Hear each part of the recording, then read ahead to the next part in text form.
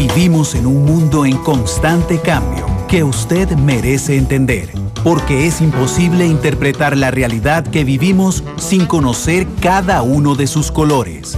Porque muchos son los tonos de la actualidad. Presentamos Matices.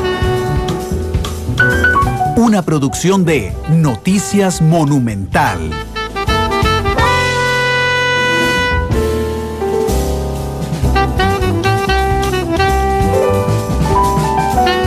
Hola, ¿qué tal? Buenas tardes, 2:04, bienvenidos a Matices, este programa de Radio Monumental, una producción del Departamento de Noticias que analiza, profundiza, genera debate, polémica y profundidad sobre los temas que se vuelven noticia en Costa Rica y en el mundo. Hoy es Matices Internacional, hablaremos hoy de un tema de mucha coyuntura, hablaremos sobre el ejército de Nicaragua, sus características, su formación, su historia, su capacidad bélica, su relación con Costa Rica. Hablaremos de este tema hoy con don Álvaro Ramos, especialista en seguridad internacional. Pero bueno, son las 2:05, vamos a darle la bienvenida a nuestra jefa de información, Febe Cruz, que está aquí con nosotros en la cabina y que como siempre nos hace un resumen de lo que ha pasado en el ámbito nacional. Febe, bienvenida, buenas tardes. ¿Qué tal, Randall? Buenas tardes para usted, para todos los que nos sintonizan a esta hora a través de Matices y quienes lo hacen también en horas de la noche a través de Canal 2.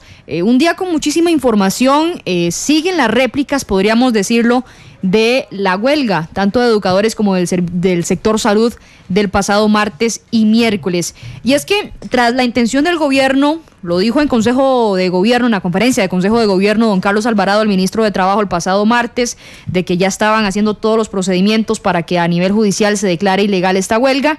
Y lo dijo ayer el presidente, si no van a trabajar se les tiene que recortar el salario. Tras estas declaraciones, hoy los sindicatos han reaccionado, llamaron una conferencia de prensa, anunciaron un nuevo movimiento de huelga en los próximos días. Por supuesto se van a manifestar el 1 de mayo, pero también estarían paralizando nuevamente los servicios el 4 de mayo.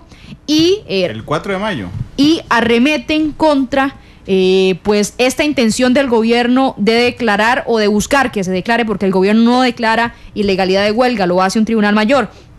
Ellos arremeten contra esta intención, dicen que no es justo, de que no se han afectado los servicios, de que por 2 días de huelga no se atrasan las citas médicas ni las listas de espera se amplían. Entonces es parte de lo que están negociando en este momento, porque a partir de la 1 de la tarde, don Carlos Alvarado, el ministro de Trabajo, se iba a reunir con ellos y estamos esperando los resultados, Randall, a ver qué pasa tras esta nueva amenaza de paralización en los próximos días. Claro, por supuesto, me sonaba por algo el 4 de mayo, estaba buscando, no, lo único que encontré es que juega el Real Madrid, el partido de vuelta frente al Manchester City, juega Keylor Navas, tal vez los mismos que fueron a marchar el martes y que se quedaron en un bar viendo el partido, serían también el 4 de mayo, tendrán la oportunidad también de ver el encuentro después de la marcha. No lo había enlazado de esa forma, pero bueno, ahí está, hay que esperar, Randall, estamos esperando, de hecho ya llevan 1 hora de reunión, si llegan a un acuerdo, si este acuerdo es como lo ha sido durante muchos años, de que ya se echa para atrás el tema de buscar declarar ilegal la huelga, o si el gobierno se mantiene en pie de buscar cobrarles a los trabajadores tanto del sector salud como del sector educación, que se hayan ido a huelga, perdiendo muchísimas citas, muchísimas operaciones y engrosando por supuesto las listas de espera. Sí, este es un tema muy profundo, ¿sabe por qué, Febe? Porque creo yo que el gobierno no puede no denunciar la huelga. O sea, todo empleado público, según la ley de administración pública, tiene la obligación de denunciar algún acto ilegal del cual él tenga conocimiento. Y si una huelga es ilegal, entonces todos los funcionarios públicos tendrían, particularmente los ministros, que denunciarla. Bueno, ahí está. ¿Qué va a pasar? Lo sabremos en los próximos minutos. A las 7 de la noche, por supuesto, les traeremos esta información. Don Albino ha hablado sobre la huelga. Don Albino, el secretario general de ANEP y también director de Patria Justa, ha dicho que es prácticamente criminal lo que hicieron los sindicatos de Busco. Ya lo habíamos dicho, Randall, Busco y Patria Justa están divididos. El gremio sindical está dividido hace mucho tiempo y hoy, por supuesto, don Albino aprovecha toda esta coyuntura para decir que fue muy malo lo que hicieron. Algunos a través de redes sociales le han aplaudido a don Albino Vargas, otros más bien le han reprochado que se está aprovechando de la situación para debilitar a los que son su contraparte en este tema de las luchas sindicales. Don Albino sí reconoció que han intentado conversar con Busco para sentarse todos y juntar la fuerza sindical. Sin embargo, acepta que esas conversaciones no han llegado a buen puerto y dijo que no cuenten con Patria Justa para paralizar cirugías y para paralizar citas. Sí, los criticó fuertemente, quedó sobre la mesa la división sindical. Sería un nombre interesante, Busco Patria Justa. Busco Patria Justa. Bueno, no le había hecho el enlace. No, tampoco, ya ando un poco irónico. Sí, el 1 de mayo será la prueba más firme. Van a marchar juntos, pero no revueltos, porque Patria Justa siempre sale de la Merced, mientras que Busco, que son educadores y de sindicatos médicos, salen del Parque Central. Sí, siempre se nota la diferencia en el tema de convocatoria, que los profesores suelen Busco convocar muchas más personas que Patria Justa, pero bueno, ahí está el tema, don Albino, que ha salido hoy a criticar para dar así como un menú de lo que está pasando en el gremio sindical. Información política también ha sido pues importante durante esta mañana. 15 diputados han ido a la Sala Constitucional a presentar una consulta para ver si es viable este proyecto de ley que fortalece al Incofer y que le permite endeudarse al Incofer. Esa es una de las principales dudas que hoy 15 diputados, los 8 del movimiento, los 8 del PUSC, más bien, los 3 del Movimiento Libertario, los evangélicos Mario Redondo, Gonzalo Ramírez y también don Fabricio Alvarado, y se le une también don Óscar López del Pase, han llevado esta consulta a la Sala Cuarta. Muchos dicen, bueno, están buscando obstaculizar porque ya el proyecto se votó en primer debate. Otros, como don Fabricio, dicen, no estamos buscando obstaculizar, sino estamos buscando que se blinde un proyecto tan importante para que después no tenga pues salidas antes de votarse en segundo debate. Estamos esperando, por supuesto, la decisión de la Sala Cuarta, pero sí, por lo menos los libertarios y los socialcristianos lo que dicen es que no se puede permitir que el Incofer tenga la capacidad de endeudarse hasta en un 40% de sus activos, cuando ellos dicen que ese instituto no cuenta realmente con recursos que puedan responder ante una deuda de $400 millones. Si usted vino aquí esta tarde y tocó temas que además generan crisis más profundas, Febe, este tema que usted acaba de tocar genera una pregunta macro, y es si un diputado que votó a favor de un proyecto puede firmar una consulta de constitucionalidad. Según la mayoría de la Sala Cuarta, sí, pero ya hay alguna tendencia diciéndole a los diputados, señores, si ustedes votaron a favor es porque ustedes consideran que esta cosa es constitucional. Sería la lógica que hayan revisado, por supuesto, porque un proyecto no es que pasa directamente al plenario. Muchas veces se ve en subcomisión, se ve en comisión, ahí se dictamina con la votación, a ver si de verdad no tiene la Asamblea Legislativa la asesoría técnica, servicios legales dentro de la Asamblea para llevar estos proyectos y que sean ellos quienes los revisen antes de que los diputados den un criterio. Tienen un montón de criterios, inclusive a veces para algunos tipos de proyectos buscan a la defensa pública, inclusive la Procuraduría da dictámenes también sobre algún proyecto. Entonces, antes de una votación tienen muchos recursos ellos para definir si ese proyecto es viable o no es viable. Sin embargo, ellos defienden, Randall, que hacen esta consulta para terminar de blindarlo y que no quede ninguna duda en el aire, que es esa duda que ha estado alimentando el movimiento libertario, y específicamente don Otto, y el Partido Unidad Social Cristiana, que 5 diputados de esa fracción lo votaron en contra. Así que estaremos esperando a ver qué pasa. Una de las informaciones políticas, por supuesto, lo que pase hoy en la tarde, es el último día de sesiones extraordinarias, es el último día donde el Congreso, pues el gobierno tiene el control de la agenda legislativa. Ahora ya se está buscando votar 3 proyectos. Nos contaban temprano, los jefes de fracción tuvieron una reunión, querían desplazar bienestar animal o pedirle al gobierno que solamente se revisen un par de mociones para no perder toda la tarde, porque bienestar animal, la ley que pena con cárcel el maltrato animal, no saldrá para este mayo. Esperan a ver si se puede convocar en agosto, e incluso algunos señalan que podría no votarse este año y ver cómo se ven ya en el 2017. Entonces hoy algunos diputados, algunos jefes de fracción hablaban sobre votar algunos proyectos importantes, como una reforma a la ley de patentes, como un tema también de limpiar los archivos judiciales de las personas. Lo habíamos comentado, este proyecto de que su hoja de vida no quede marcada dependiendo del delito que ha cometido, para que sea más fácil después buscar un trabajo. Este tipo de proyectos estaban colando en la reunión, estaban buscando un acuerdo para que se logre votar algo en este último día de sesiones y en este último día donde está este directorio, porque ya se despide don Rafael Ortiz, el presidente de la Asamblea, se despide don Juan Marín, doña Carla Prendas, que son los secretarios, ya se despiden todos los que están pues ahí en el directorio, así que eso es lo que están buscando ver esta tarde. Por otro lado, hay una corriente que dice que ni siquiera va a haber quórum. Entonces, bueno, lo que pase hoy en asamblea será noticia, por supuesto, a ver si bienestar animal avanza de alguna forma o no. Y desde ya van a llegar a los animalistas, a la barra de prensa, a presionar con tumbacocos, con carteles al Congreso para pedir que por favor se apruebe. Bueno, pero no va a pasar. No va a pasar. Ya es una realidad que por lo menos hasta agosto no habrá ley contra el maltrato animal. Después de hoy, o sea, a partir del próximo lunes, cae en el orden 36 de proyectos.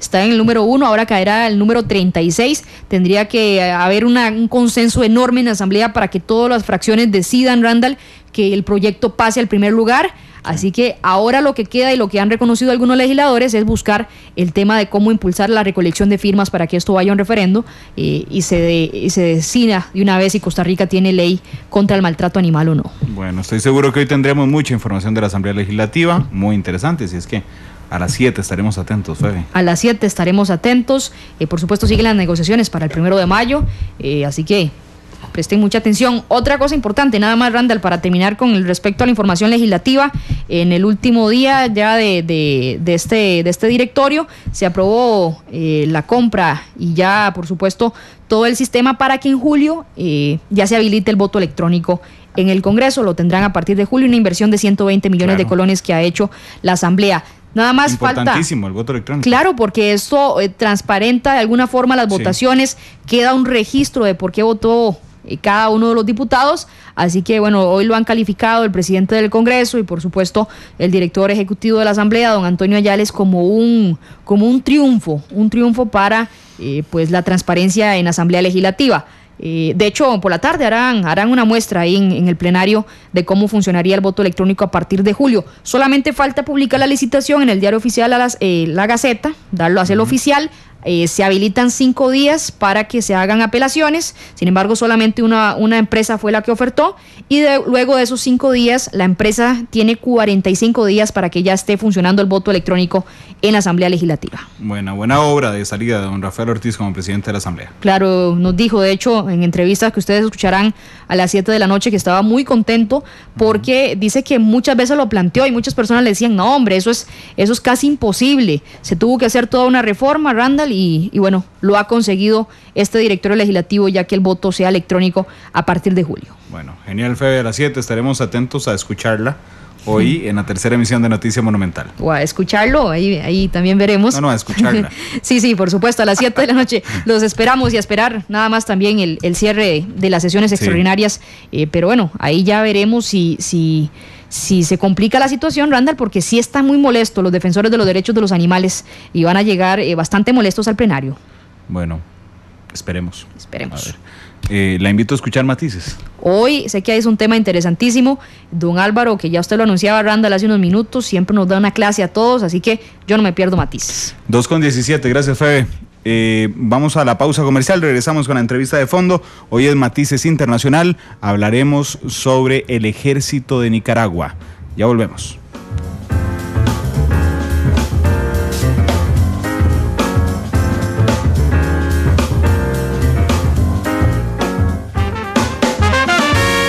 Porque la realidad tiene muchos tonos. Matices.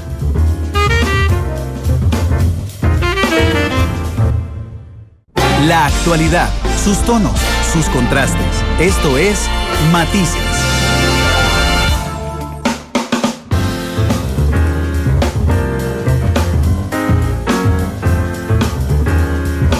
Con 20 minutos. Estamos con don Álvaro Ramos. Don Álvaro, bienvenido a Matices. Muchas gracias, muy buenas tardes, don Randall y compañeras y compañeros de esta prestigiosa emisora. De nuevo un agradecimiento por permitirme compartir opinión, información con su numerosa membresía nacional. Antes de ir al tema internacional, don Álvaro siempre pica ahí en temas nacionales y quiere picar 2 temas nacionales que toqué aquí, por cierto, hace un par de días con la jefa de la Defensa Pública, doña Marta Iris Muñoz, quien tuvo que aceptar, pese a la resistencia de su asesora, de que no estaba de acuerdo con la liberación de reos reincidentes, don Álvaro.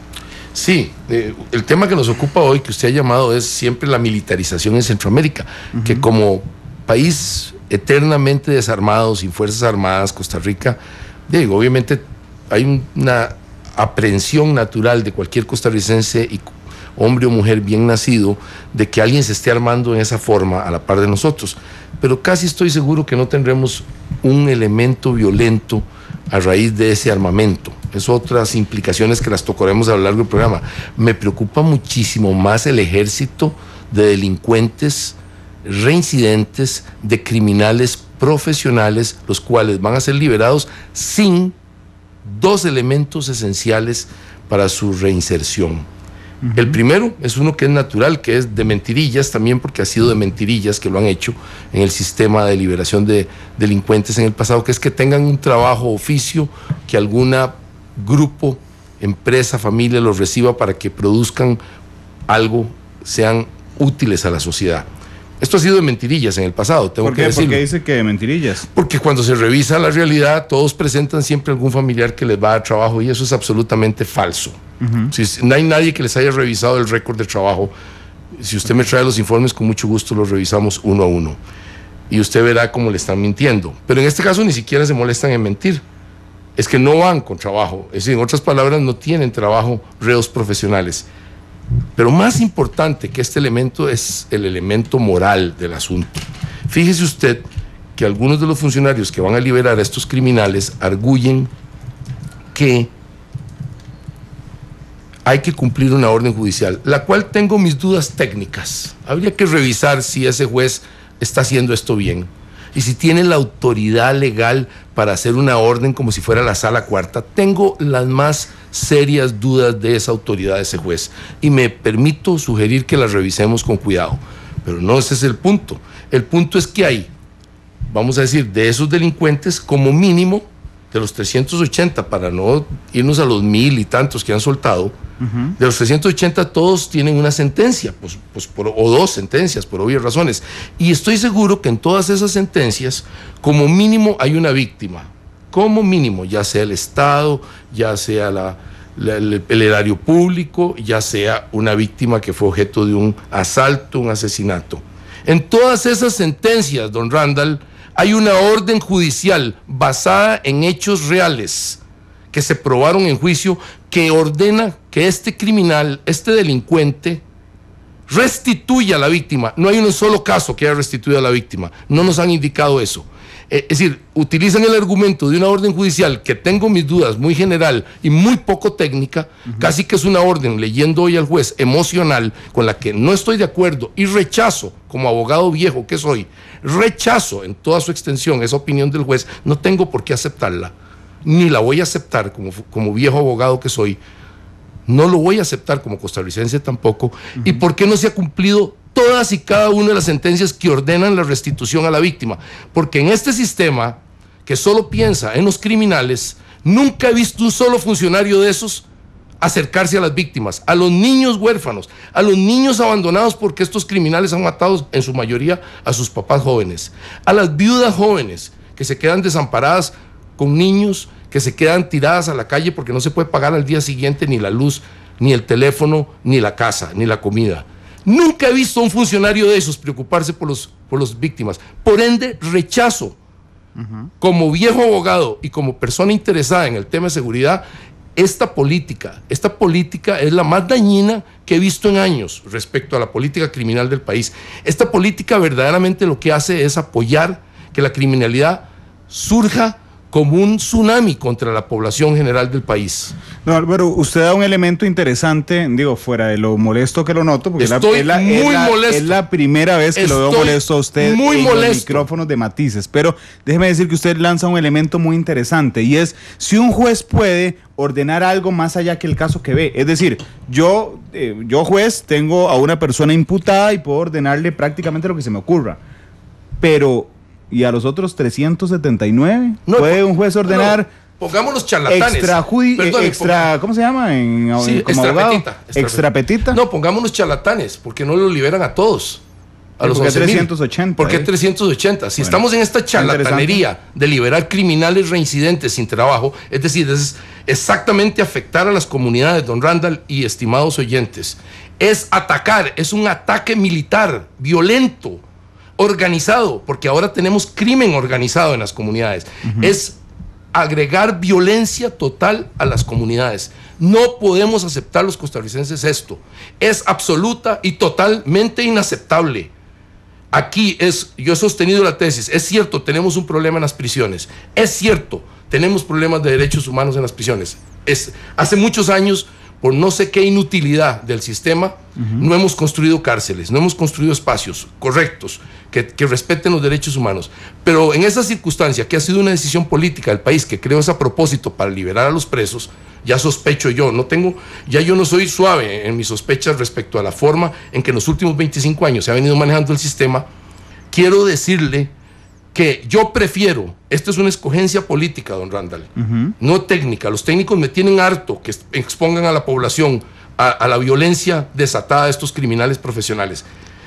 Yo prefiero tener el problema 1000 veces en las cárceles y no tenerlo en las comunidades, porque esto es una cobardía. Ningún criminal de esos que está siendo liberado, ni por el juez, ni por el sistema carcelario, se lo están llevando para la casa. Serían muy valientes, me demostrarían una gran valentía y una gran honradez y honestidad como funcionarios si se llevan esos criminales a la casa y devuelven la protección armada que todos tienen. Porque vea cómo trabajan. Nosotros estamos en la calle tranquilos, usted sale a su calle, su familia sale a la calle sin protección, pero ellos liberan esos criminales y todos tienen protección armada, todos tienen choferes que les colocan los carros apropiadamente para que no sufran nada. Así es que no creo en la bondad, dudo de la honestidad y la bondad, y lo digo aquí de frente, no me estoy ocultando. Me tiene molestísimo esta política de asesinar la seguridad del país. Es un gran y grave riesgo el que se está corriendo. Ahora vamos a la parte positiva. Esta es la negativísima. Pero nada más una parte de 30 segundos. Si no importa, luego el tema, porque se apasionó don Álvaro y en redes sociales dice el Poás: aplauso a don Álvaro Ramos. Un costarricense no puede permitir que los delincuentes secuestren al país. Tucán le avisa por Twitter al viceministro de Justicia, le dice: le recomiendo que ponga a esta hora matices, y si no está poniendo matices, pida la grabación, que ahí está el podcast de más tarde. Con mucho gusto, matices, y cuando quiera un diálogo No, lo hacemos al aire, don Álvaro. Caliente, lo hacemos al aire. Llámelo al aire. Pero hoy no, porque estamos hablando, vamos a hablar del ejército de Nicaragua. Con mucho gusto, porque estoy en contra de esa política. Pero lo que le iba a preguntar es, si un juez lo ordenó, ¿el ministerio puede negarse según su criterio en 30 segundos? En mi criterio, esto es política criminal. La política carcelaria la tiene el ministerio. Y esto, señor, seamos completamente... Usted y yo somos ticos viejos y conocemos el sistema. Esto se llama compadre hablado. Se llama una consulta mañana. Álvaro, es decir, usted, eso es el mismo. Lo que estoy diciendo es que es el mismo grupo que ha controlado esto. Es la misma ideología a favor de los criminales una y otra vez. ¿Cuál grupo? Porque aquí no estamos hablando de inocentes. Don Randall, aquí estamos hablando de criminales profesionales convictos y en prisión. Y este es el clásico, típico caso de política permisiva que no debemos tolerar más los costarricenses. ¿Usted me acepta un debate un día de estos con doña Cecilia Sánchez, la ministra de Justicia? Sí, señor, con mucho gusto. Para que sepan que nos están escuchando del Ministerio de Justicia, voy a llamar un día de estos a doña Cecilia Sánchez para invitarla a un debate aquí en Matices, y ojalá el juez, que para los jueces es relativamente fácil porque después no se pueden referir a los casos, pero bueno, ojalá es difícil que un juez venga, pero con mucho gusto, si viene, nos va a justificar cada uno. Usted se fija que cada sentencia de juez tiene que tener un justificante. Sí, pero debe haber un montón de magistrados que me justificara a cada uno de los criminales que se van a... Cada uno por uno, nos vengan y nos echen el cuento aquí. Vea, yo estoy seguro que al menos 2 de los 5 magistrados de la Sala Tercera nos están escuchando esta tarde, si no es que más, y son los jefes del juez. Así es que podrían indicarle que venga. Lo positivo en un minuto, don Álvaro. Sí, yo quiero resaltar lo positivo en materia también de seguridad nacional y de seguridad pública. Es la captura del día de ayer de casi 1,5 toneladas de cocaína en el área de Miramar, en el área de ese cantón. Me parece que es un éxito muy, muy resonante. Y lo más importante de ese éxito, que fue capturado sin víctimas sin heridos, una acción limpia, una enorme carga de cocaína que iba a envenenar al mundo entero, 1,5 toneladas, alcanza para cualquier cosa, fue hecha por los funcionarios del Ministerio de Seguridad Pública, particularmente de la PCD, totalmente con recursos nacionales. Este punto quiero resaltarlo porque siempre se cree que tenemos ayuda internacional. En este caso es una operación 100% nacional y eso es un mérito muy alto de la policía. Espero que los capturados, que los tendremos en los próximos meses, no los liberen, don Randall. Espero que no estén entre los liberados en los próximos meses. Bueno, tendrían que cometer otro delito después para que sean reincidentes. Y tengan el derecho a ser liberados cuando son reincidentes. Suena chiste, ¿verdad? Suena chiste, pero no es un chiste. Son las 2 de la tarde con 31 minutos. Dice Eunice Fallas, gracias don Álvaro por hablar tan claro, quedé petrificada de escucharlo hablar tan emotivamente, pero por algo es. Chancleta dice, que bien, Álvaro Ramos lo dijo como es en Monumental. Gustavo Araya, el presidente de la Cámara de Hoteles, dice, creí haber oído el mejor Matices, pero me equivoqué, el mejor Matices es hoy. Qué bien por don Álvaro. Bueno, listo el tema. Hasta el debate con la ministra de Justicia, a la que espero que nos acepte la invitación, pero hablemos del ejército de Nicaragua. Háblenos del ejército de Nicaragua. ¿Cuánta fuerza tiene el ejército de Nicaragua? ¿Cuán importante es el ejército de Nicaragua? ¿Cuánto poder tiene, don Álvaro? Sí, bueno, Nicaragua históricamente... Ay, hasta se apaciguó de una vez el tono. Ha tenido vaivenes, ha tenido matices en lo que es su política militar y particularmente su política de ejército. Si nos vamos a la Nicaragua primitiva, a la de 1857 y 56, que es cuando podemos ver una Nicaragua que se relaciona con Costa Rica, pues ahí estaban profundamente divididos entre los liberales y los conservadores, unos apoyando a Walker, que se apodera de Nicaragua con una legión, digamos lo que llamamos los costarricenses filibusteros, en realidad una especie de mercenarios, básicamente que se apoyaban en la doctrina del sur de los Estados Unidos, que iban a convertir a todas las repúblicas, five or none, decían ellos en la tesis, las 5 repúblicas centroamericanas en un solo país esclavista. Los ejércitos de esa época eran de tipo de opereta, propios de trompetazo, como se dice, y entonces había liberales, conservadores, se dividieron y un ejército extranjero pequeño se apoderó del país. Los ticos tuvimos que ir a rescatar con un ejército de campesinos, sí, unos 2.300, 2.500 campesinos que fueron, rescataron esa situación, salvaron al país, pagamos un precio altísimo en materia de lo que nos sucedió con la epidemia del cólera. 9% de la población se vio diezmada, muerta, afectada, todas las familias del país se vieron. Bueno, esa es una época anterior, ese era el tipo de ejército que tenían, era primitivo, era un ejército que se levantaba, una zonada militar. Luego viene la época interesante, de principios, segunda década del siglo XX y tercera década del siglo XX, en la que surgen los movimientos antinorteamericanos, básicamente. Entonces se forman ejércitos de montaña, ya no citadinos, clásicos, ¿verdad? Benjamín Celedón, para decir un general famoso que se enfrenta a los norteamericanos. Ahí tuvimos la participación del general Bolio, del cura Jorge Bolio, que participen contra los norteamericanos y lo hacen general de trompetazo, como decía él mismo. Esta palabra la tomo del cura Bolio. Estos ejércitos son nacionalistas, idealistas, antinorteamericanos, antiejército de los Estados Unidos. Yo no estoy muy seguro que tuvieran una ideología antinorteamericana, ciertamente antiocupación, y de ahí nace un general que tiene una figura muy importante en Centroamérica, en América Latina, que es el general Augusto César Sandino, que sí tenía un ejército de campesinos y de aventureros internacionales que apoyaban al general Sandino, les gustaba su ideología, que algunos venían nutridos de la revolución, de la guerra civil mexicana, llamada Revolución Mexicana, que tuvieron en la década anterior, y vinieron con esas ideas a apoyar a Sandino contra la invasión del 27 de los norteamericanos. Lamentablemente ahí se sucede lo que conocemos, mataron a Sandino en una traición y se sucede como ejército, que sucede ahora sí viene un ejército más profesional, un ejército más permanente y más politizado, que es la Guardia Nacional. Los Estados Unidos crean la Guardia Nacional de Nicaragua y se la entregan cuando salen los marines. Primero la tienen los marines momentáneamente de los Estados Unidos, oficiales de Marina de los Estados Unidos son los oficiales de la Guardia Nacional de Nicaragua, y cuando la sueltan y se van, para siempre se van de Nicaragua, los marines dejan una especie de guardia pretoriana que protege los intereses internacionales y de la gente, pues, digamos, que había apoyado a los norteamericanos en Nicaragua. Este ejército se convierte en una guardia personal de Somoza. Y así opera hasta 1979.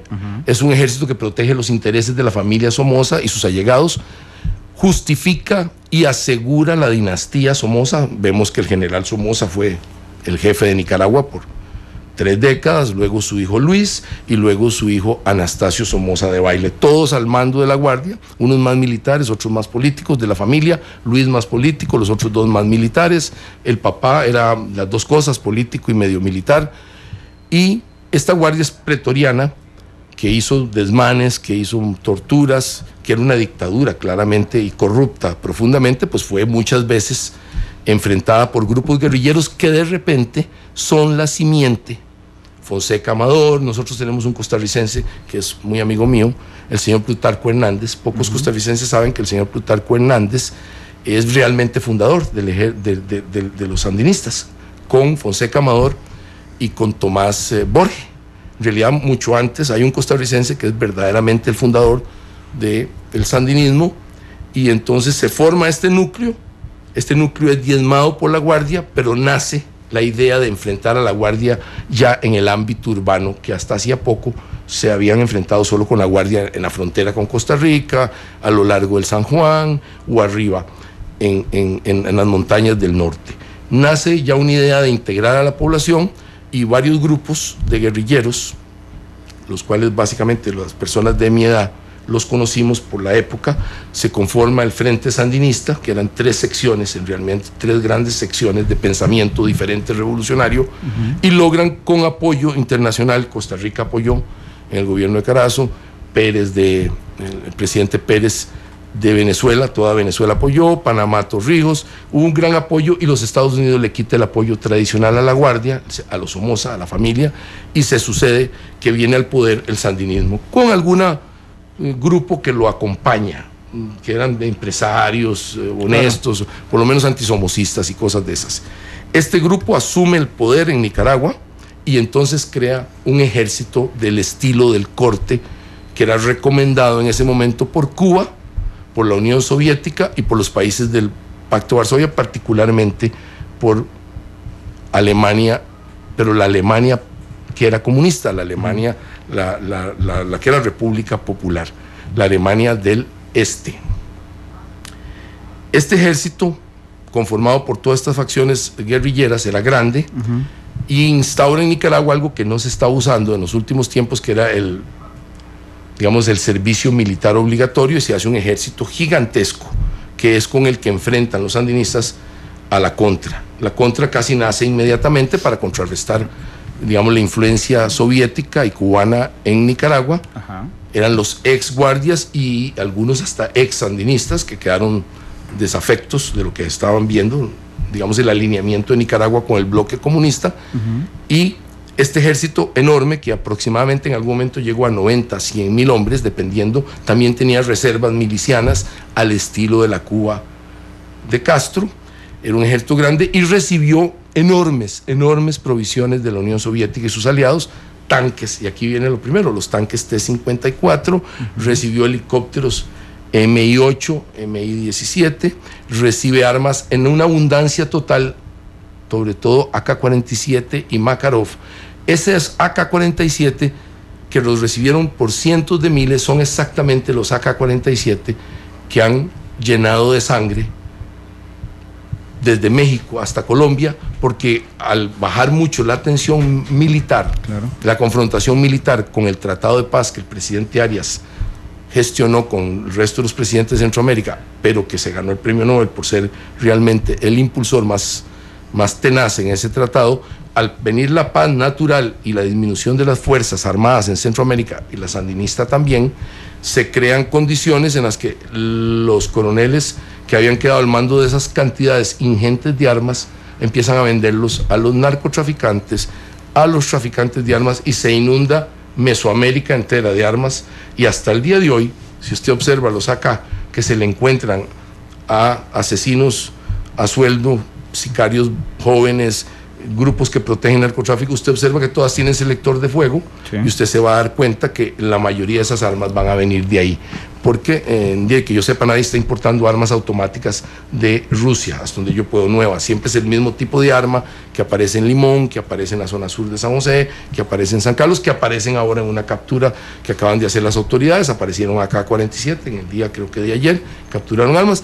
Esas armas usted las revisa y su origen va a ser de ahí. Vea el daño que nos causaron esas armas que vinieron del bloque soviético. También la Contra recibió armas, tengo que decirlo con toda claridad, recibió armas de los Estados Unidos y esas armas también causan daño, pero en términos masivos no hay ni comparación al número.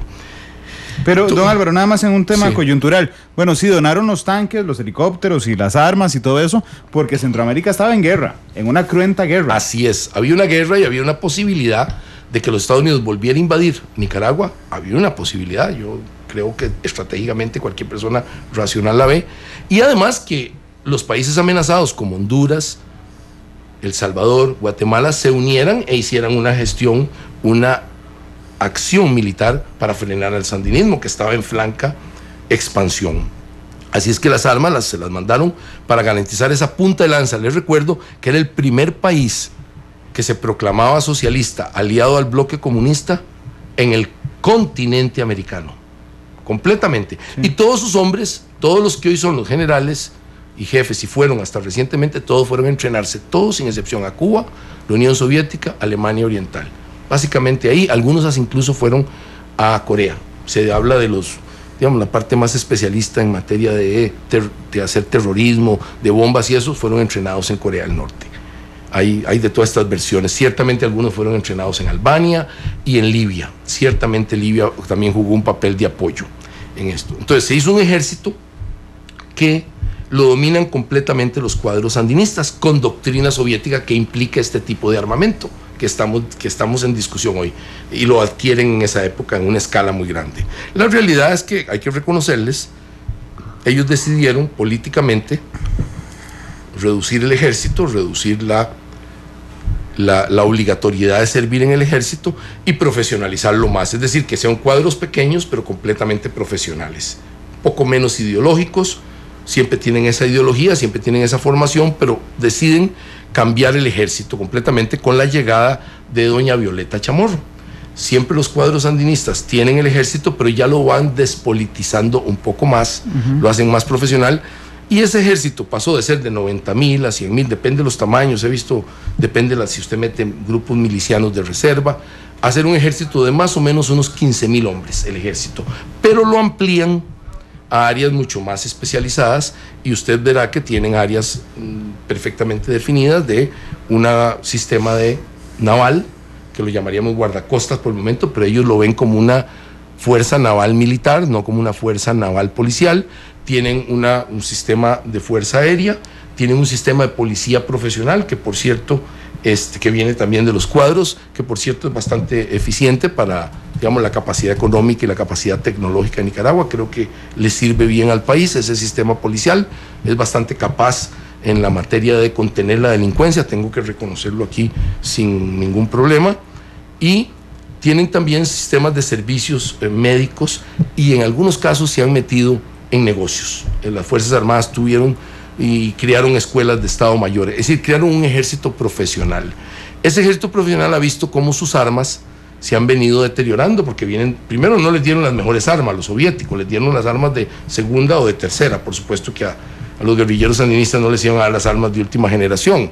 Y en algunos casos, como por ejemplo los SAM-7, que son los misiles hombro-aire, que un soldado puede dispararle a un helicóptero o un avión de relativa, los que se ponen aquí. Los que se ponen en el hombro, sí, pueden contener un ataque aéreo, pueden defenderse, son antiaéreos, se deterioraron muy rápidamente. Nicaragua tenía más de 1,000 y esto hacía un desbalance en Centroamérica. Resulta que con la llegada de Venezuela se ve reforzada Nicaragua y los rusos empiezan a tener, los rusos, no los soviéticos, por la tradicional amistad que tienen con todo el cuerpo de oficiales de Nicaragua, empiezan a tener una mejor relación, crean una academia de narcotráfico en Nicaragua, contra el narcotráfico de los rusos, regentada por los rusos, y empiezan a hablar de cambiar, de apoyar con esta historia. Se empezó hace unos años, unos 3, 4 años, de que iban a apoyar la lucha contra el narcotráfico en Nicaragua y empiezan a reforzar el sistema naval.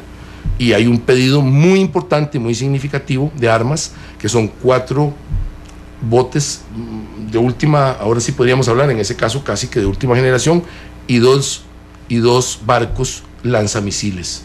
Y usted puede preguntarme, ¿quién en la historia de la humanidad ha atacado a los narcotraficantes con barcos lanzamisiles? Sería interesantísimo, ¿verdad? Porque los nicaragüenses estarían inventando la doctrina militar número 1 en el mundo, la primera. Ninguno, ni los norteamericanos ni los rusos tampoco atacan a los narcos con misiles, los atacan con policía, con helicópteros de interdicción.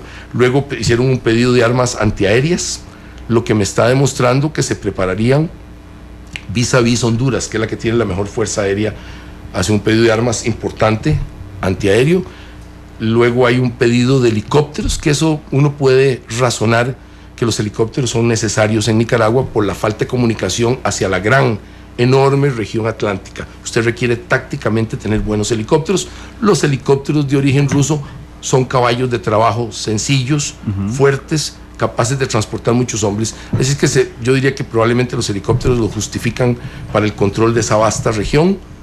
Y aquí viene lo que es completamente incomprensible: 50 tanques T-72 de última generación, del tanque T-72, porque hay muchos más modernos, T-90, hay muchísimos más modernos nuevos que los rusos tienen para sus unidades de línea. No se los van a dar, por supuesto, a los sandinistas, pero estos T-72, uno se pregunta contra quién Nicaragua va a pelear con un contingente blindado de ese calibre, y podemos entrarle un poquito a eso. Si usted quiere, paramos aquí. Bueno, yo no quiero parar aquí, pero quiero matizar un poco sobre este tema, don Álvaro, y es que, ok, yo entiendo la coyuntura de los 80s, entiendo después de, no iban a desaparecer los tanques y todo así, como después de la guerra en Centroamérica. Entiendo que Nicaragua y el presidente Ortega anuncia, digamos, una gran lucha contra el crimen organizado y contra el narcotráfico. Eso es cierto. Vamos, tienen una lucha tan fuerte contra el crimen organizado y contra el narcotráfico que justifique este enorme operativo militar. No se usan los militares para esta lucha, y hemos visto, si fuera así, imagínense que México, que tiene un ejército gigantesco de más de 200,000 personas, si implicara a ese ejército en la lucha, ya hubiera ganado la lucha. No vayamos más allá. El centro más importante de acopio de narcotráfico del mundo es los Estados Unidos. Es donde llega día y noche, 24 horas al día, los grandes contingentes de todo tipo de narcóticos, desde la heroína que viene de México o del lejano oriente o de la luna creciente, todos esos nombres nuevos de Turquía, de Afganistán, todo eso que viene. Y Estados Unidos tiene un ejército, unas fuerzas armadas de aproximadamente 2.3 millones de soldados perfectamente entrenados, perfectamente. Si así fuera, hubieran parado el narcotráfico hace ratos. En Brasil tiene el 8º ejército más grande del mundo, está lleno de narcotráfico. Venezuela tiene un ejército muy grande y está lleno. Y Colombia tiene un ejército gigantesco y excepcionalmente preparado, y ha tenido que negociar políticamente la reducción de esta violencia generada por el narcotráfico.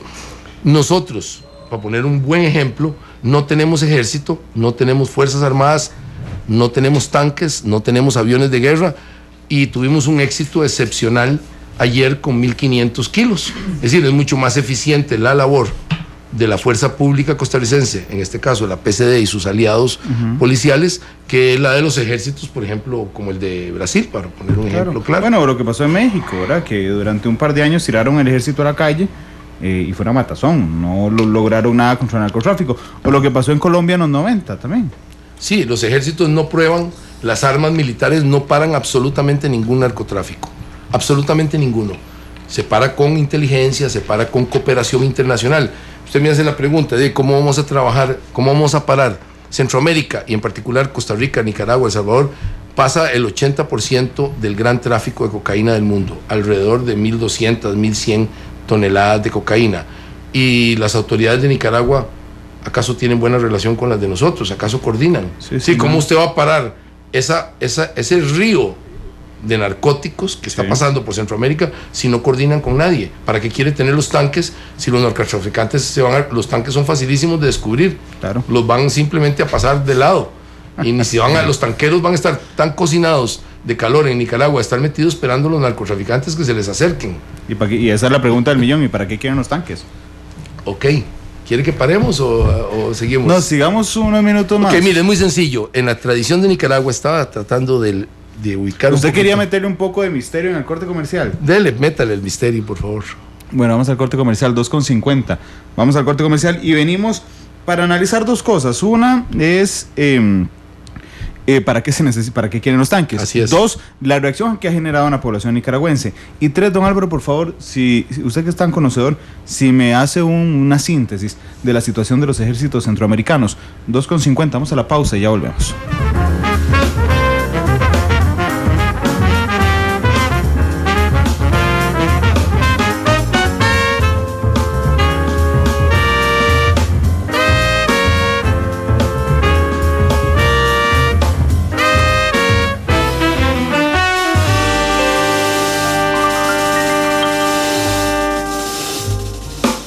Analizamos los tonos de la actualidad, exploramos sus contrastes, matices.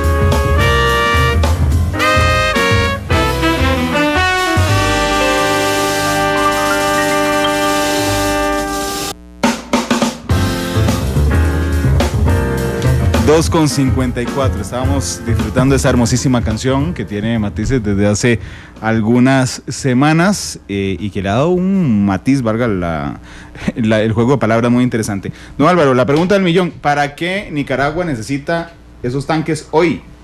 Bueno, si estudiamos la historia relativamente reciente, el que tenía tanques era Somoza, lógicamente, unas tanquetas. Básicamente no es este tipo de tanque que se llama en inglés Main Battle Tank, el tanque principal de batalla, el T-54, el T-55 y el T-72 en este caso que nos ocupa, y el T-90. Son tanques de batalla, propiamente dicho. Entonces uno dice, ¿van a invadir algún país los nicaragüenses? La respuesta es no. No tiene ningún sentido. Estamos ya en democracia en Centroamérica, vimos que se arreglan las cosas a través de los tribunales internacionales, probablemente cuando baje mucho la presión ideológica en Sudamérica, que está bajando, podamos arreglar también con los organismos regionales. Esto es bastante claro que vamos a poder arreglar las diferendos con no hay necesidad ni de ir a los organismos jurisdiccionales internacionales como la Corte de la Haya. Probablemente lo podamos arreglar aquí. Entonces no va a ser para invadir. La historia me demuestra que Nicaragua tiene muchísimas convulsiones sociales. Muchísimas convulsiones. Ha convulsionado básicamente desde 1854, 55 y no ha parado de convulsionar. Ha sido muchas las convulsiones sociales. Y cuando ha tenido convulsiones sociales, de ahí se levanta mucho el pueblo y hay un enfrentamiento claro entre grupos políticos, grupos armados, grupos delincuenciales. Hay una injerencia extranjera fuertísima en Nicaragua que siempre termina en violencia militar. Y entonces uno puede predecir que Nicaragua se está preparando para algo que se le puede venir. En primer lugar, el canal no va. Y esto es como haber engañado al pueblo. Van a tener un pueblo. No es como haber engañado al pueblo, don Álvaro, es haber engañado al pueblo. Sí, esto es engañar al pueblo y va a haber un resentimiento porque en el pueblo nicaragüense había una ilusión de que una inversión de $60 mil millones iba a generar trabajos de primer nivel, iban a generar un polo de atracción de profesionales, de médicos, de profesores y por supuesto de constructores, etcétera, que iba a crear en Nicaragua un imperio, iba a levantar los estándares de vida de los nicaragüenses. Esto no va a suceder. No va a haber canal, como lo hemos dicho aquí en otros programas, creo que anteriormente, desde el puro principio lo dijimos. ¿Sí? ¿Usted lo recuerda? El día que anunciaron. Sí, yo le dije a usted, no va a haber canal, y no va a haber canal, y esto va a causar una gran desafecto, una gran desarmonía en el pueblo nicaragüense. Cuando ellos tienen desarmonía, tienden a levantarse. Eso ha sido la tradición en Nicaragua. Levantamientos, gente que se va a la montaña armada, cosas de ese estilo. Eso ha sucedido constantemente en la historia de Nicaragua. Por lo tanto, podemos predecir que se va a repetir. El segundo elemento es que de inmediato podemos señalar, se acabó la ayuda de Venezuela. Entonces hay un faltante de ayuda enorme, económico, energético, político. Nicaragua, que se había alineado al ALBA, que se había alineado a la línea más de izquierda de Sudamérica, hoy puede ver probablemente con temor que toda esa línea está en franca retroceso. Lo vemos con el caso de Brasil, lo vemos con el caso de Argentina, lo vemos con el caso del mismo Ecuador, y ni se diga en Venezuela, que constantemente hay problemas de índole político. Por dicha, todavía no hay problemas de índole militar y esperemos que se arregle en lo político. Pero todos los que pueden ayudar a Nicaragua están en retroceso. El gran aliado histórico, la gran figura paterna ideológica de Nicaragua, que es Cuba, y sus líderes están en un entendimiento de una escala enorme histórica con los Estados Unidos. No van a perder esa relación por Nicaragua. Esa parte no va a suceder. Podrán seguir diciendo que son amigos de Nicaragua y todo eso, pero hoy por hoy el factor geopolítico es el acercamiento, es el ayornamiento, se dice en italiano, con los Estados Unidos, y es una integración mayor al continente y no fijarse en un pequeño país como Nicaragua, al que han ayudado históricamente y que los ha ayudado históricamente. Eso se acabó. No va a haber ese acometimiento de las fuerzas de Cuba. Por ende, Nicaragua tiene que valerse por sí sola. Se fija usted que lo que estoy señalando es que Nicaragua va a tener problemas de índole de tensión social y económica muy grandes en los próximos meses y años. Y entonces, en la tradición de Nicaragua, si observamos por el estilo de ciudades, por el estilo de carreteras, porque no es una zona montañosa, siempre han tratado de utilizar los tanques para controlar las ciudades. Es una forma de asustar a la población civil. Los van a usar para eso. Van a usar los tanques. Los tanques que tienen ya son obsoletos, probablemente están en una obsolescencia ya inaceptable, y entonces tienen que cambiarlos. Luego, uno puede predecir que hay una influencia geoestratégica y geopolítica de los rusos. Le suplen de este material bélico militar totalmente innecesario para Nicaragua, para continuar teniendo influencia sobre el ejército de Nicaragua. Es una forma de influenciar. Los rusos suplían armas en una forma mucho más política que los países de Occidente, que siempre suplían por negocio. Claro. Y también retiraban ese apoyo cuando no les convenía políticamente. Eran muy duros en eso, quitaban los repuestos, etc. Los rusos en eso, tengo que reconocerlo, son más leales que los países occidentales. Tienen una lealtad histórica, tienen una visión político-histórica más seria que los países de Occidente. Entonces, los que han sido sus aliados en África, los que han sido sus aliados en Asia, los que han sido sus aliados, en este caso Nicaragua y Cuba, en América, que son realmente sus verdaderos aliados importantes, aunque Venezuela últimamente estuvo descollando como un aliado estratégico, pero vemos que hay cambios que los deben estar observando con cuidado los rusos. Los rusos no quieren perder su pie que tienen puesto en el continente americano, y ese pie hoy observo, por la forma en que están cooperando militarmente con Nicaragua, por la forma en que están cooperando con la academia, observo que ese pie es Nicaragua. El pie en el continente de los rusos es Nicaragua. El patio de los Estados Unidos. ¿Perdón usted? El patio de los Estados Unidos. Curiosamente, tengo que hacer la observación, Randall, que el ejército de los Estados Unidos, las Fuerzas Armadas de los Estados Unidos, tiene buena relación con las Fuerzas Armadas de Nicaragua. No estoy diciendo que tenga buena relación con el estamento político y gubernamental de Nicaragua. Eso no lo estoy diciendo. Estoy diciendo que han logrado establecer una relación buena con las Fuerzas Armadas nicaragüenses. Los Estados Unidos también han ayudado, aunque suene un poquito raro, en los últimos tiempos, sí, a las Fuerzas Armadas de Nicaragua. Claro, pero cuando decía en el patio, don Álvaro, me refería en el sentido de que ya el presidente Obama o John Kerry, no tengo claro si fue el secretario de Estado del presidente Obama, se hizo la pregunta, ¿para qué Nicaragua quiere 50 tanques rusos? Evidentemente, entonces no es una cuestión que pase por el armamento, no es una cuestión que pase por la lucha contra la criminalidad, sino es una cuestión que pasa por la geopolítica internacional. Primero que quiero hacer una pequeña corrección. Claro. Quien hace la pregunta es la embajadora de Estados Unidos en Nicaragua. Sí, que es lo mismo. Dije, no, ya no es la embajada. Es lo mismo, que es lo mismo, es el Departamento de Estado. Es el Departamento de Estado, pero en boca de su embajador en Managua. Lo hace más serio. Fíjese usted que lo hace más serio, porque si lo dice el subsecretario de Estado o lo dice secretario, es normal, es una apreciación de la situación. Observan se lo preguntaron en conferencia de prensa. Sí, lo dice, pero que lo diga el embajador local en otros tiempos, tal vez le hubieran pedido explicaciones formales, lo que se llama una nota verbal, esa lógica diplomática que hay, o también lo pueden declarar non grato y cosas de esas. Jamás. En este caso no, pero vea usted que los Estados Unidos se arriesgó para solicitar, no están solicitando ninguna explicación. Las fuerzas militares y los servicios de inteligencia de los Estados Unidos conocen exactamente para qué van a usar los tanques. No necesitan la explicación, es simplemente para exponer la explicación al público internacional y local, porque en realidad aquí estamos primero en una etapa local. A quien debe molestar más esto no es a los ticos, ni a los salvadoreños, ni a los hondureños. Si yo fuera, me preocuparía.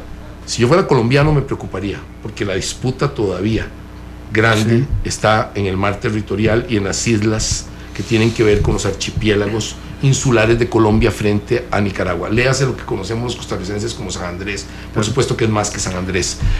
Aquí ahí es donde podemos observar las lanchas misileras y eso que tienen alguna razón de ser. Si yo fuera nicaragüense y veo escasez de maestros en las zonas semirurales, veo problemas en los hospitales, veo problemas de vacunación, me enardecería muchísimo el ánimo como el que me vio usted ahora respecto a los criminales. Me vio muy molesto, y es que sigo molesto con eso. Igual estaría molesto de ver que se está gastando en 50 tanques nuevos que no tienen ninguna utilidad para el combate contra el narcotráfico, ni la más remota utilidad para el combate contra la criminalidad común o internacional, y yo estoy en una comunidad que escasea el agua potable, que escasean los doctores y que no hay pensiones para mi mamá de 70 años. Este punto, probablemente los más molestos, a donde se genere la mayor molestia, es al interno de Nicaragua más que al externo, porque el resto de los países saben perfectamente que eso no es de utilidad militar, que Nicaragua no tiene ninguna razón de ser de hacer un ataque general en Centroamérica. Bueno, imagínese Colombia, preocupada por el diferendo jurídico internacional de San Andrés y sus alrededores. Y los tanques no sirven para nada, no se van a ir en tanques al mar a defender su límite marítimo con Colombia. No, uno lo que tendría ahí, si usted quiere arguir militarmente, ¿verdad? Que bajemos al nivel de como si estuviéramos en un Estado Mayor. No, si hay un argumento. Si usted va a enfrentar al mejor ejército de América Latina, al ejército más, que es el de Colombia, al ejército mejor entrenado, más probado. ¿Mejor que el de México? Sí, profesionalmente sí, y sobre todo operativamente.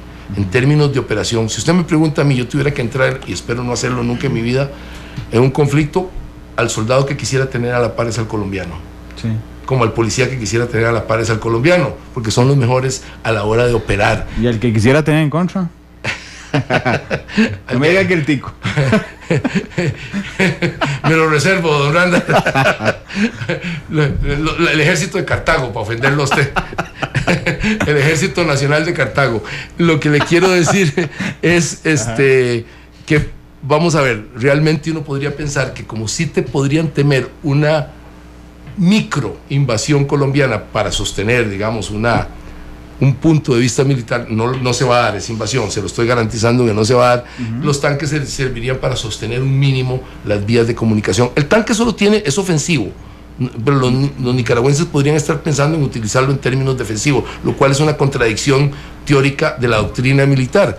Pero el tanque nítidamente es para hacer un avance de rompimiento. Las columnas de tanques se usan para eso en batalla, se usan para romper el frente, para penetrar en la retaguardia en el frente, y la infantería va en apoyo del tanque. Detrás de los tanques. Sí, en este caso puede ser que los nicaragüenses, que no poseen un verdadero ejército capaz de contener a Colombia, crean que con eso los colombianos no van a traer tanques a pelear a Nicaragua, y entonces tengan alguna opción de defenderse contra el ejército colombiano. Es una locura. Yo creo que es para asustar a su propia población. Los ponen como si usted lo pusiera aquí exactamente en el puente Juan Pablo II, lo pone en la Fuente de la Hispanidad, rodea San José con 5 o 6 tanques, y usted le imprime miedo a su propia población, se atemoriza a su propia población. Bueno, y agregámosle una cosa, en época preelectoral.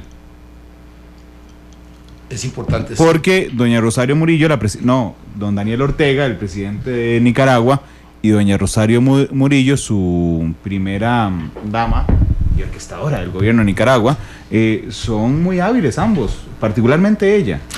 Tenemos que reconocer que son personas que piensan políticamente. Claro, pero cuando el pueblo nicaragüense diga nos va a invadir Colombia, vayamos a votar por Ortega para que mantenga los tanques puestos en Nicaragua. Y que ellos han logrado la lealtad del ejército, y una forma siempre de comprar la lealtad de los ejércitos es comprándoles juguetes. En América Latina y en Estados Unidos también, y en Rusia también, la forma de mantener la lealtad de los generales, aparte de darles prerrogativas de sueldos, ganancias, empresas que producen solo para los militares y hacen plata en todos lados del mundo, lo que se llama la máquina, el industrial militar, así la definió nada menos y nada más que el general de 5 estrellas, Dwight Eisenhower, presidente de los Estados Unidos, que decía había que tenerle mucho miedo a la máquina militar industrial. Bueno, en el fondo lo que estaba diciendo, había que tener mucho miedo a esta coalición de compra de juguetes militares. Usted compra a sus generales regalándole los juguetes que puede comprarles, como comprar un niño.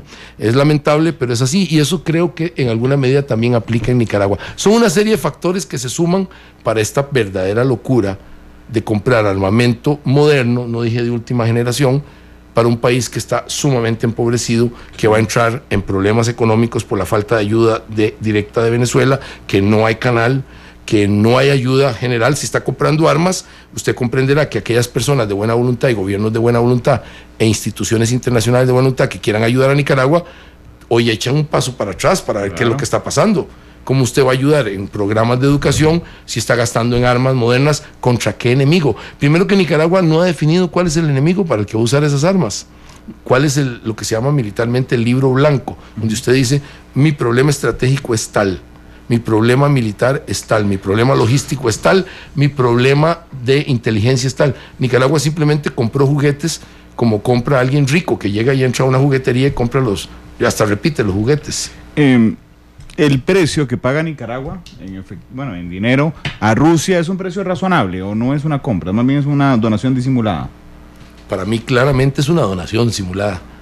Sí, no creo que Nicaragua tenga esa plata para pagar por armamento. Probablemente haya una compra de repuestos y algo así que justifica. Se da como cuando le venden a usted los printers, las impresoras, que se las dan baratísimas. Claro. ¿Ha visto? Se las dan en 25,000 pesos, pero cuando usted va a comprar el cartucho vale 40,000 pesos. Sí, se parece mucho a eso. Le están dando armamento viejo, relativamente viejo, y usted lo que pasa es que va a tener que comprar por 20 años. Están criando un cliente de 20, 25 años. Fijo. Un cliente fijo. Sí, yo no sé por qué no ha habido guerras por la tinta. La tinta es el líquido más caro de la humanidad.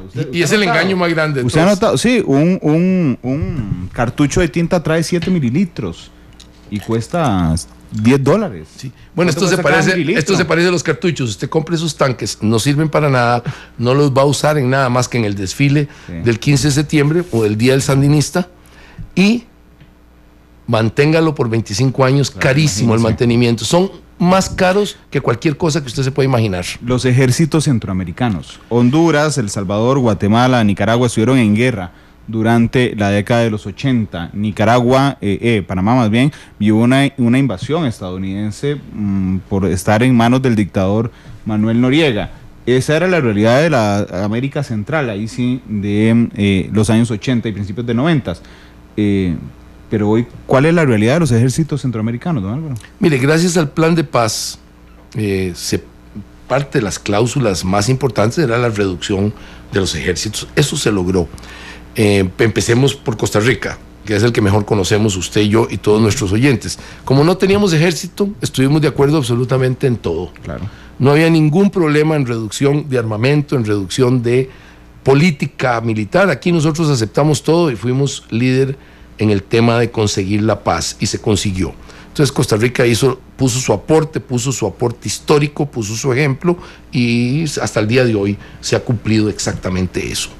En segundo lugar, Panamá, lo resalto, venía de una dictadura militar, yo diría que más policial que militar, porque la Guardia Nacional de Panamá pues, se parecía más a una policía corrupta, horripilante, que sostenía dictadores, y la invasión, que fue terrible, de los Estados Unidos sirvió para un propósito bueno, uno solo, todos los demás fueron malos en la invasión: deshacerse de ese tipo de fuerzas armadas oprobiosas, que en realidad parecían ejércitos de ocupación de su propio país, y ser hoy el segundo país en el mundo con frontera con nosotros, gracias a Dios, completamente desarmado. No tiene fuerzas armadas en su constitución, repitiendo el buen ejemplo de Costa Rica de no tener fuerzas armadas, y Panamá y Costa Rica tienen la única frontera en el mundo no militarizada. Esto es un buen ejemplo, se ha mantenido hasta la fecha. Posee fuerzas de policía que cada día las mejoran, tienen una excelente relación con nosotros, coordinan con nosotros todo lo policial. Tema concluido, políticamente es absolutamente aceptable. Más bien no sé cómo el mundo no ha venido a ayudar a prohijar, a apoyar este proyecto conjunto de Costa Rica y Panamá, sin ejército. Una frontera grande, complicadísima, de coyotes, de ilegales, de trasiego de armas, de trasiego de drogas ilimitadamente, y aquí seguimos sin ejército los dos, bien, haciendo las cosas correctamente. Panamá ha cumplido su papel histórico correctamente. Es una democracia funcional, con problemas, por supuesto, de corrupción, como nosotros, pero desde la perspectiva militar es un éxito rotundo lo que hizo Panamá, tanto como el de Costa Rica. Sí, ya se va acercando a la etapa de madurez histórica en que el ejército desapareció históricamente de Panamá y han logrado sobrevivir impecablemente sin un ejército. Hay unas buenas policías que actúan bien. Claro. Por cierto, nos vienen a dar clases esas policías a nosotros, los linces que nos sirven para las motocicletas y todo eso. Excelente. Y creo que aquí desde este micrófono, cada vez que podamos profundizar nuestra relación con Panamá, en particular la policial, políticamente es lo más deseable del mundo. Todo lo que nosotros podamos hacer con Panamá, por no tener ejército, AUPA, le gusta a usted esa palabra, ¿verdad? AUPA, la visión no armada de Centroamérica, que creo que sería la ideal, que se eliminaran los ejércitos de Centroamérica, que son completamente inútiles. El siguiente ejemplo sería Guatemala, que era el más grande de Centroamérica en su momento histórico, por ser lógicamente la cuna de política, la parte más central de los capitanes generales desde la colonia, y entonces ahí había un ejército que siempre dominó la vida política del país. Se redujo muchísimo, andan alrededor de 13,000 personas, un país grande. Guatemala es un país con una población muy importante, muy significativa, pasará muy pronto a ser un país medio en tamaño de población, y tiene un ejército pequeño. No me ha gustado los movimientos que hicieron en los últimos días con respecto a Belice. No me ha gustado que en lugar del diferente, solucionarlo policial, criminalmente, como tiene que ser, movilizaron 3,000 tropas a la frontera con Belice.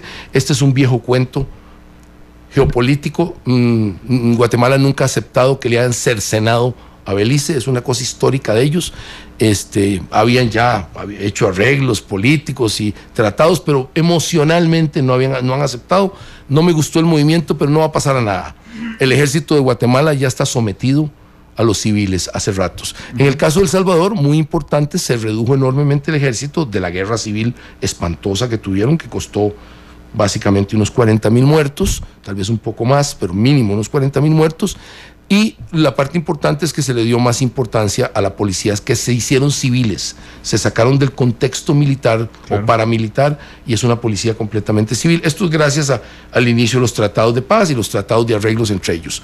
El Salvador tiene un ejército pequeño que no es significativo. Honduras presenta un problema de criminalidad muy grande en todo el territorio, y es más importante la labor policial que la militar. Entonces buscaron una cosa intermedia que me parece no ha sido tan exitosa, que es lo que llaman la policía militar. Ajá. Entregaron a la policía militar algunas de las acciones que tienen que ver con la lucha contra el crimen, que allá es terrible, es varias veces más que la costarricense, y no ha sido exitoso. Pero no están en el campo militar, están en el campo policial. Es decir, hay una reducción del estamento militar y una énfasis en el estamento policial. En el caso de Nicaragua, efectivamente se redujeron bastante de aquel ejército enorme, revolucionario, de aquel ejército de estilo soviético, cubano, a un ejército normal. Hoy, alrededor de unos 15,000 hombres tiene el ejército de Nicaragua.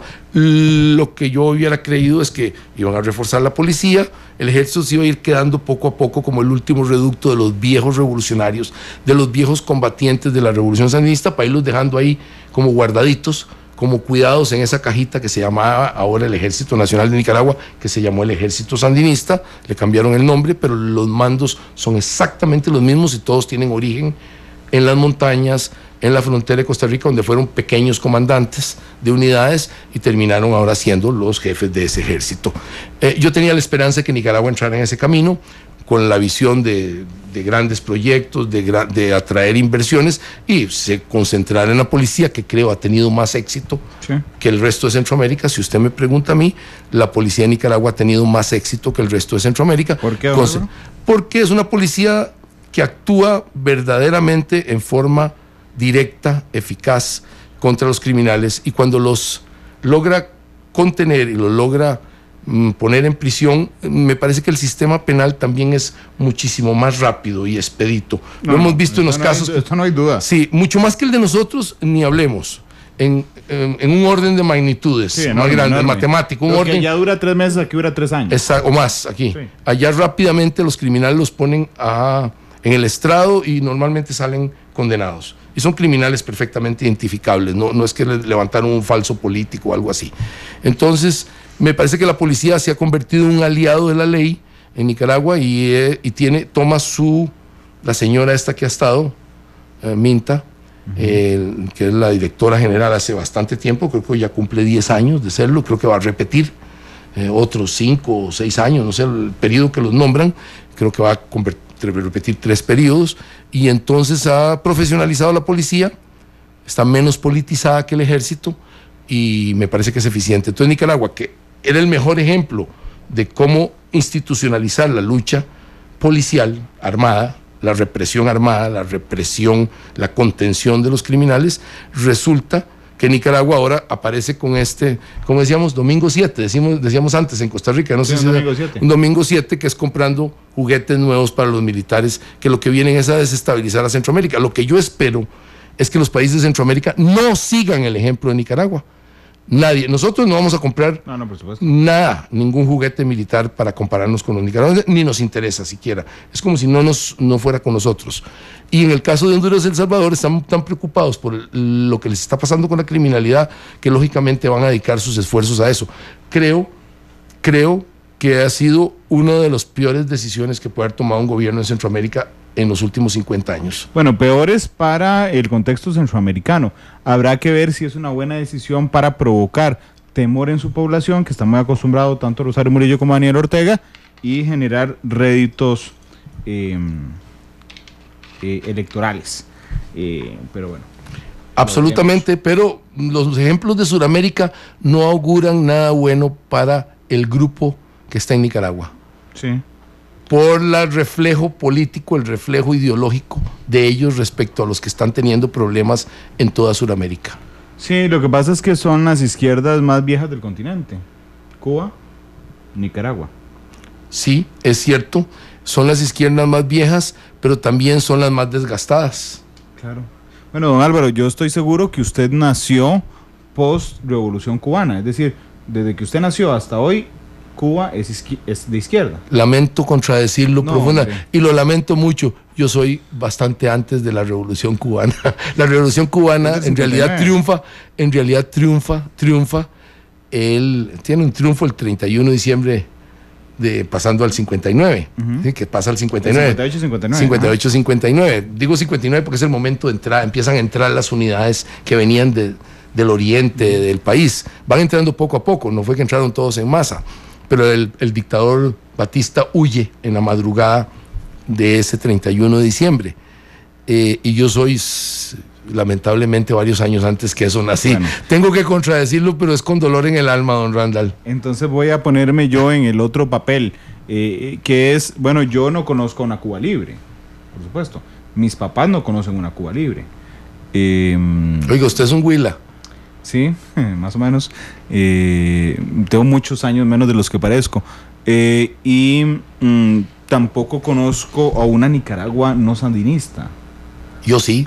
Yo conocí tristemente a la Nicaragua somocista. Bueno, claro, es que es somocista y sandinista. Es terrible. Vienen de una dictadura horripilante, una familia gangsteril con un grupo de guardias nacionales que también parecen gángster, no parecen policías, no parecen militares. Controló el país, lo explotó y cayeron en una dictadura de corte socialista que tampoco se llenó de corrupción, 80 años de dictadura. hicieron una piñata, se robaron todas las casas que eran de los ricos, se las dejaron los comandantes sandinistas.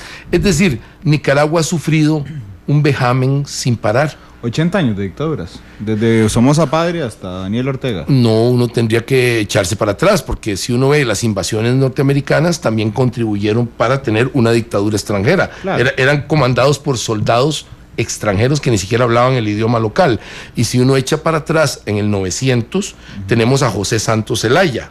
Sí. Para poner un pequeño ejemplo, solo para que usted se ría y se rían nuestros oyentes, en la votación con José Santos Zelaya, que fue el dictador general de división, esto es famoso y es muy risueño lo que voy a contar. Se decía así, usted llegaba a votar y entonces había un sargento del ejército que tenía 3 boletas y le preguntaba a usted, estamos hablando en el 1900, ¿por quién quiere votar usted?